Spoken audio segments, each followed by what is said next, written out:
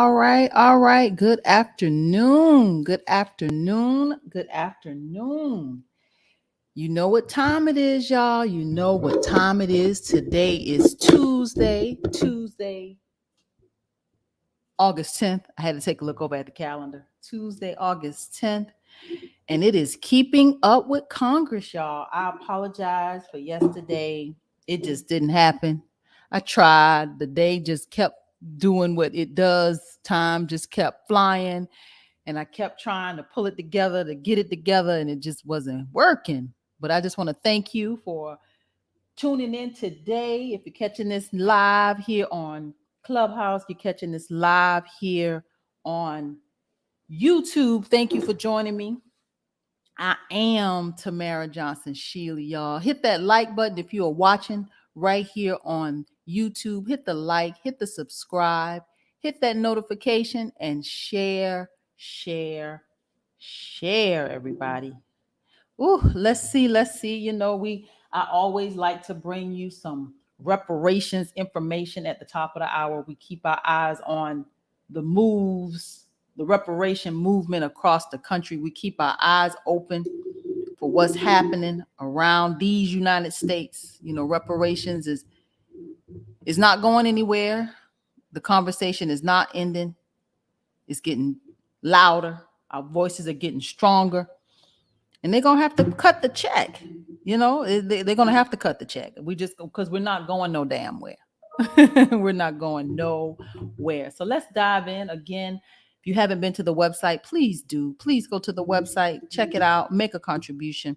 I know that it is some trying times. Everybody's trying to still figure it all out. But as we figure it out, we still got to walk it out and as it works itself out. So thank you for joining me. Let's dive all the way in. Let's see what is happening in reparations information. So this is UNC, y'all. UNC, the professor reacts to Hannah Jones's pushback revealed in emails and talks about the school's future. So let's see what they're saying. We were following Nicole Hannah Jones and what was that all that pushback. This is an article that I found that I thought was quite interesting. I definitely wanted to bring it to you.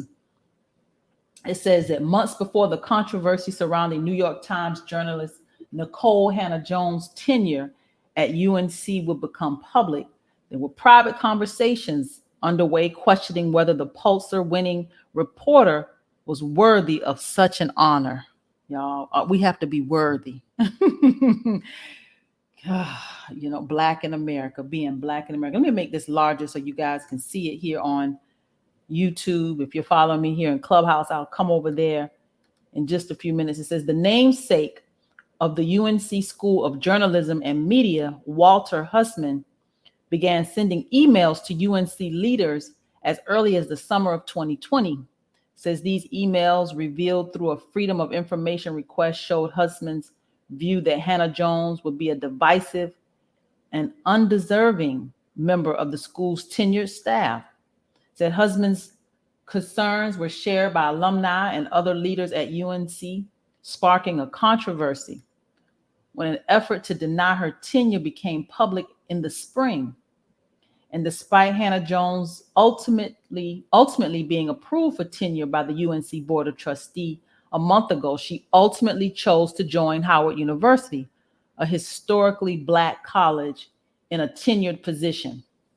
But here it goes, y'all. But backroom conversations outside the public eye leading up to the tenure vote, national outcries in support of Hannah Jones, and the role of Hussman in academic affairs still looms large as the journalism school faculty and students prepare to return to school. So yeah, they feeling it.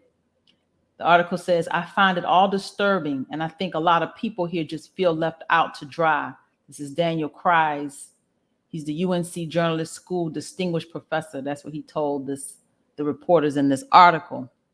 It says, in the lead up to the June 30 decision, students and faculty consistently said they were puzzled by the delays after journalism school faculty overwhelmingly approved her for a permanent and protected role. Goes on to say, in one email, Hussman cites Hannah Jones' work which examines the role of slavery and the founding of the United States, and says that's giving her a platform to argue for reparations as a tenured professor would not be beneficial, but instead detrimental to the school. Well, I be damned. Detrimental to the school. Do y'all have something to hide?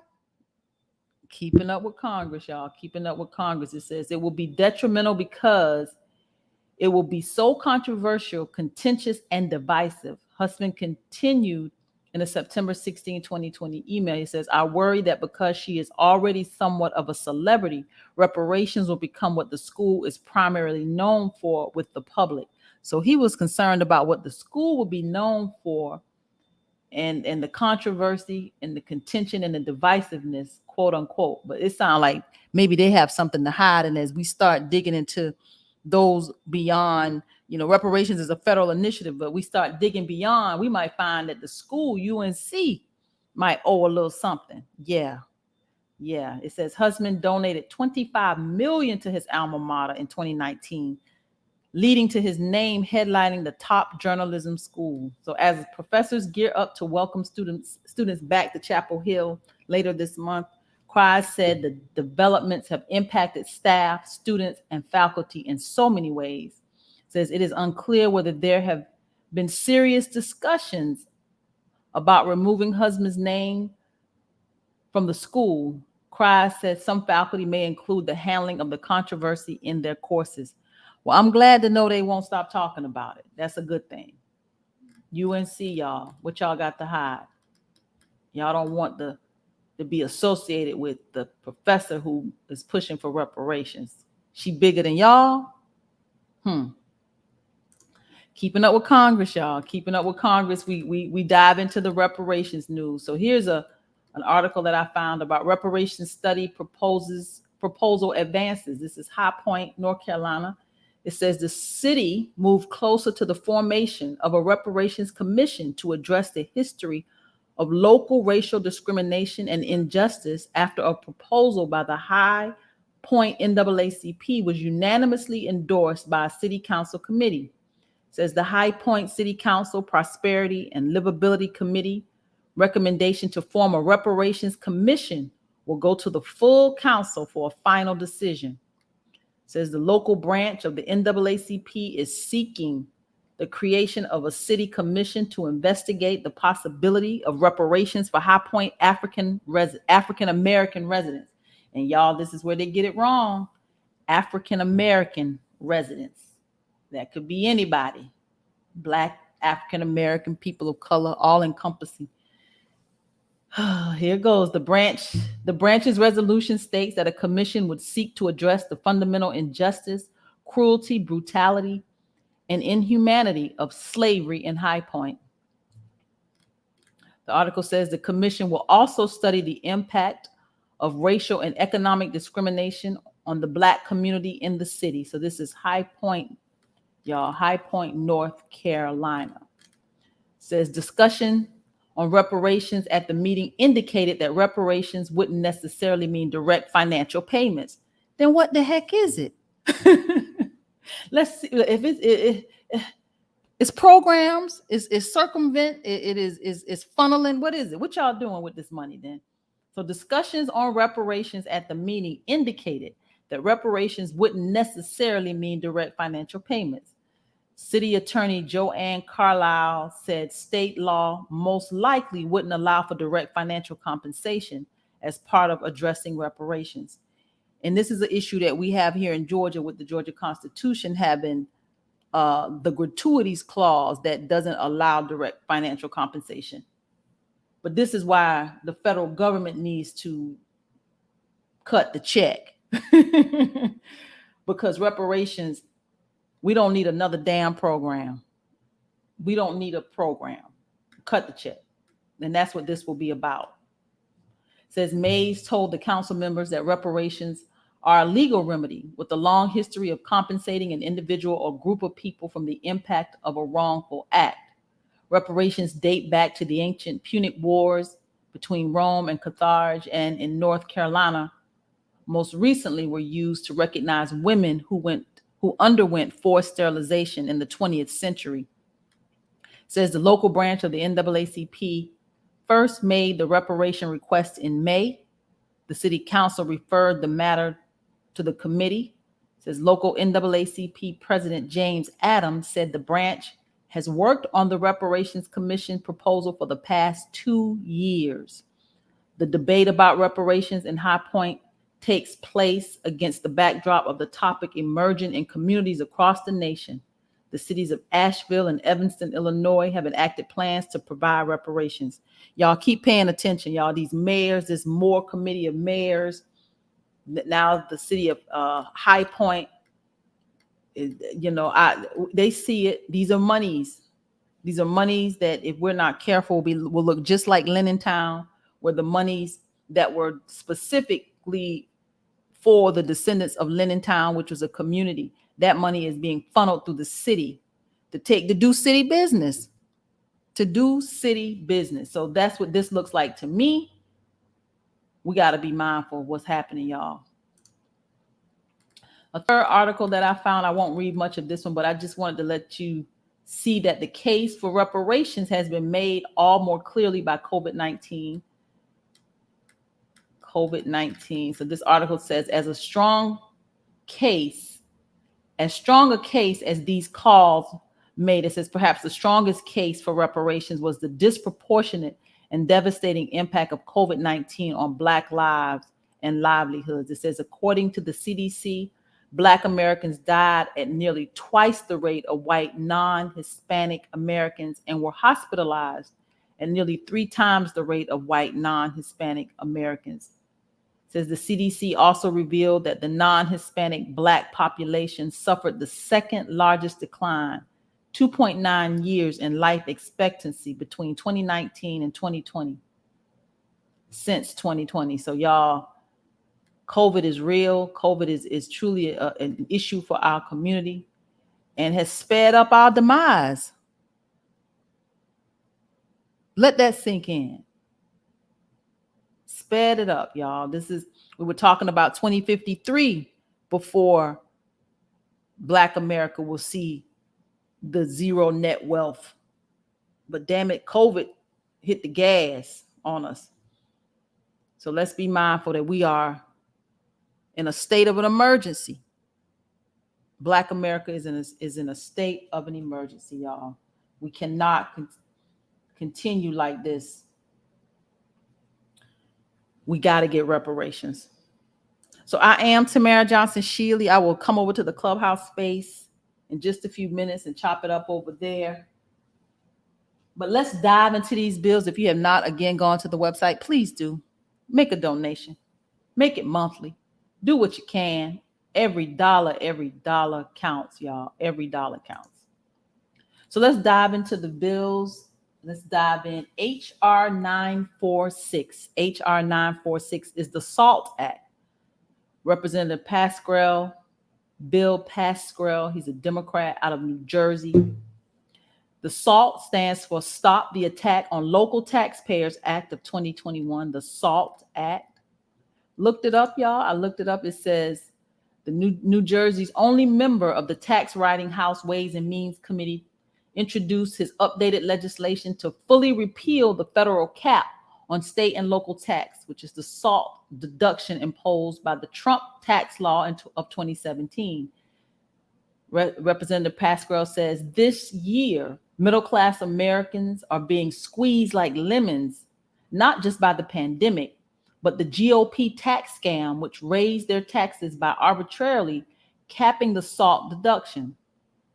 He goes on to say, even before the pandemic strained resources of state and local governments, there was growing risk of critical services like police, firefighters, and teachers because of the pressure from the SALT cap. The Americans in states hit hardest by the SALT cap already shoulder a heavy tax burden. So the Stop the Attack on Local Taxpayer SALT Act strikes the $10,000 cap and fully restores the SALT deduction, providing further tax relief to families struggling during the pandemic. The measure also eliminates the cap retroactively. It says further, the Pascrell plan restores the top individual income tax rate to 39.6%, the rate at which the highest bracket was taxed prior to passage of the Trump tax law. Rammed through the Republican-controlled Congress on a party line vote in December of 2017, the Trump tax law gave huge tax breaks to the super rich and giant corporations while hiking taxes on the middle class and capping SALT at $10,000. So this is the SALT Act. Goes on to say the SALT deduction allows taxpayers to write off taxes paid at the state and local level from the federal income tax bill, so they won't be subject to being taxed twice on the same dollar. It says, in addition to helping families avoid double taxation, the SALT deduction supports the ability of communities, cities, and states to raise their own revenues and fund critical investments in public education, infrastructure, social services, and public safety. It says this bill will also allow teachers and first responders to deduct costs associated with their jobs, provisions that passed the House of Representatives in 2019 in conjunction with the SALT cap relief. So this is a Democrat, Bill Pascrell, Democrat out of New Jersey. Interesting to see a Democrat pass, tax legislation. So keeping our eyes on Congress, y'all. This is HR 947. HR 947 is the Rural Act. This is Representative Pence, Greg Pence. He's a Republican out of Indiana. It's the Rural Act, which stands for Railway Upgrades for Rural America Lines Act. So the Railway Upgrades for Rural America Lines Act. It says this bill modifies requirements for the railway highway crossing program. So I looked that up. I'm like, what's the railway highway crossing? So the railway highway crossing program, it provides funds for the elimination of hazards at railway highway crossing. So you know how you might be driving down the highway and you come to a railroad crossing. So it's the elimination of hazards at railway and highway crossing. So this is Representative Pence, Greg Pence, Republican out of Indiana. HR 948. HR 948 is the Justice for Incarcerated Moms Act of 2021. Ayanna Pressley, y'all, we follow her. Those of you that live in Massachusetts. Justice for Incarcerated Moms Act of 2021. It says this bill establishes new requirements related to grants, programs, and reports to improve the treatment and care of pregnant and postpartum women who are incarcerated. It says specifically the bill requires the following. It says that states must restrict the use of restraints on pregnant women in prison in order to receive full funding under the Edward Byrne Memorial Justice Assistance Grant Program. That's when they strap them down and they're restraining pregnant women during labor and all kind of, It says the Bureau of Prisons must establish programs to optimize maternal health outcomes for pregnant and postpartum women in federal prison.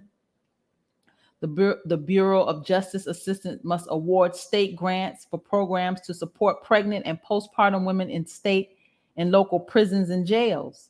It says the Government Accountability Office must also report on adverse maternal and infant health outcomes among incarcerated individuals and infants born to such individuals, with particular focus on racial and ethnic disparities. So this is the Justice for Incarcerated Moms Act of 2021. This is Ayanna Pressley, y'all, out of Massachusetts, for those that follow her. HR 949. HR 949 is the Expanding Teaching Health Centers Act of 2021. This is Representative Ruiz, Raul Ruiz. He's a Democrat out of California. Expanding Teaching Health Centers Act of 2021. This bill provides funding through fiscal year 2023 to the Department of Health and Human Services to establish and expand medical residency training programs at teaching health centers. So this is to establish and expand medical residency training programs at teaching health centers. We are definitely going to need more people to be engaged in the healthcare field. So this is Democrat Raul Ruiz out of California. HR 950. HR 950 is the Impact to Save Moms Act. This is Janice Shakowski. Janice Shakowski. Impact to Save Moms Act, Democrat out of Illinois. This is the Innovative Maternal Payment and Coverage to Save Moms Act, or the IMPACT Act. So this bill requires the Centers for Medicare and Medicaid Services to establish the Perinatal Care Alternative Payment Model demonstration project to allow states to test payment models for maternity care, including postpartum care under Medicaid and the Children's Health Insurance Program, which is the CHIP program. So this is the Innovative Maternal Payment and Coverage to Save Moms Act. So this is HR 950. So we are going to dive into these. That was the House bills. You know, I told you I like to bring you some House bills, kind of mixing it up with House bills and Senate bills so we can make sure we're covering both chambers, y'all. I tell you, we will not get reparations without negotiation. So I know this is kind of, some of this stuff is like, you know, interesting and not so much, but this is how we move the needle. We cannot go to Congress clueless. We don't know who these people are. We don't know what kind of legislation they're introducing. So hearing this, you know, some of it we'll remember, some of it we won't, but hearing it prepares us for where we ultimately want to be. Y'all are not sending me to Congress alone to fight these battles. You're going to have to know who these legislators are in the House and in the Senate, so that as we negotiate, because that's what this will be, as we negotiate reparations, we know who these people are. We've been following them. We know what they like and what they don't. So keeping up with Congress, y'all. So let's dive into the Senate bills. We got about 6 more minutes, and I'm going to take it over to the clubhouse space. But this is Senate Bill 506. Senate Bill 506. This is the Clean School Bus Act of 2021. Clean School Bus Act of 2021. This is Senator Cortez Masto, Catherine Cortez Masto. We've seen a lot from her. Democrat out of Nevada. This bill directs the Department of Energy to establish the Clean School Bus Grant Program and the Office of Energy Efficiency and Renewable Energy. It says under the program, the DOE must award grants for the replacement of existing diesel school buses with electric buses. So they are trying to convert our school buses from diesel to electric. But most kids now are either online or homeschooling, you know, for the most part. So we may not have such a need for as many buses as we once did. I know some counties here in Georgia, they have a school bus driver shortage, where some of the bus drivers have decided not to return back to work in this post-COVID season. They just don't want to be in the midst of it. So they have a shortage, and the parents are being forced to drive their kids to school. So keeping up with Congress, y'all. Senate Bill 506. Senate Bill 507 is the Electric Vehicles for Underserved Communities Act of 2021. Now, I thought this was interesting. Underserved communities and electric vehicles. When I'm thinking about underserved communities, I don't think I think about electric vehicles. I'm thinking about resources like housing, food, clothing. Like I'm thinking different. So let's see what she says here. It says this bill requires the Department of Energy to support the deployment of electric vehicle charging infrastructure in underserved or disadvantaged communities. So to support the deployment of electric vehicle charging infrastructure in underserved or disadvantaged communities. So if these communities are underserved or disadvantaged, why do they need the electric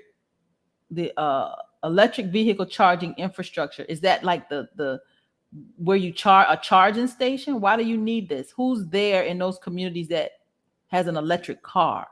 Most of these people are probably riding a bus.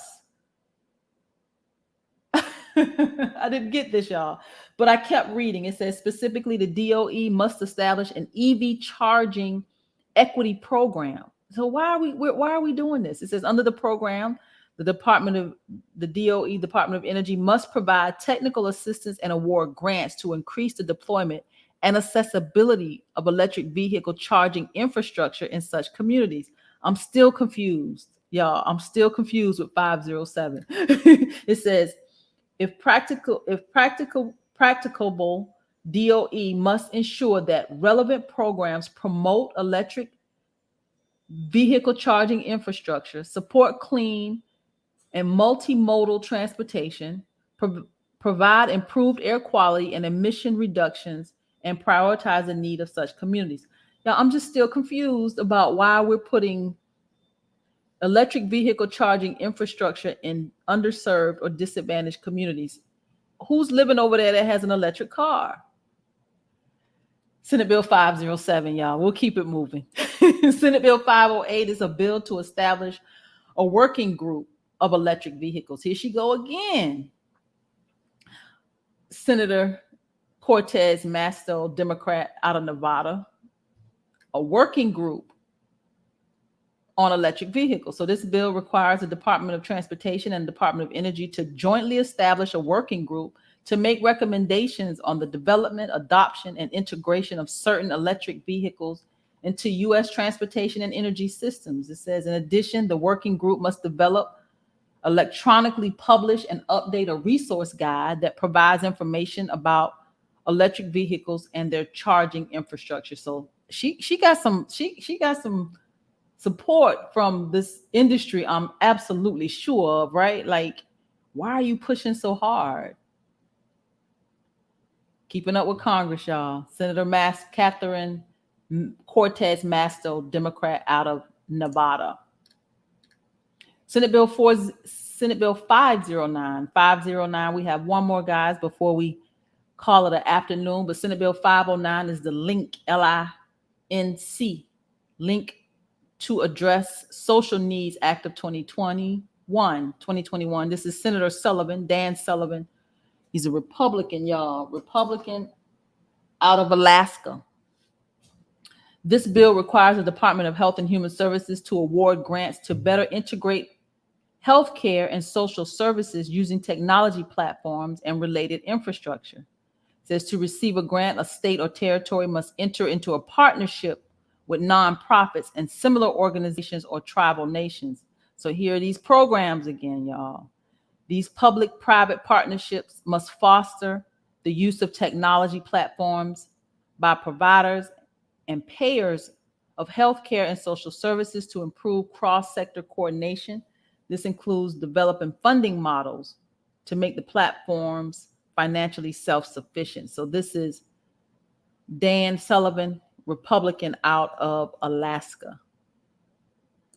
So Senate Bill 510, this will be our last one for the afternoon. We're almost at the half hour here. So Senate Bill 510, this is the Ultra Millionaire Act of 2021. Ultra Millionaire Act of 2021. Some rich people problems, y'all. Senator Warren, Elizabeth Warren, Democrat, Massachusetts. This bill imposes a tax on the net value of all taxable assets of the taxpayer on the last day of any calendar year. So wealth tax.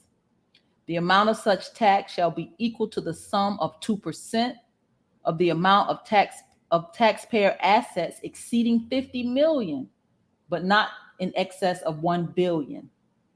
Plus the applicable percentage, 3% or 6% if certain legislation is in effect, of the net value of such taxable assets exceeding 1 billion. Says there is no tax on the net value of taxable assets not in excess of 50 million. Like I said, some rich people problems. We don't have this issue, y'all. I know we don't. And this is Keeping Up with Congress. I am Tamara Johnson Shealy, y'all. You know, I join you Monday, Tuesday, Wednesday, Thursday, 5 p.m. Eastern Standard Time to 5:30. I bring it to you live right here on YouTube.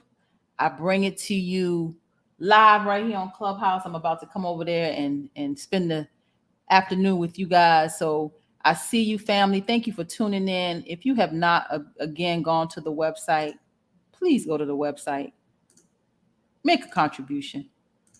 This campaign, I know the month of August is heavy. I know it. I missed y'all too yesterday, y'all. I tried to get it together. I tried yesterday. He says, missed you. I missed you too, brother. I tried. Yesterday, everything just kept coming. I set my alarm off in my house. They about to send the police. It's a crazy afternoon. It was just crazy. I couldn't get it together.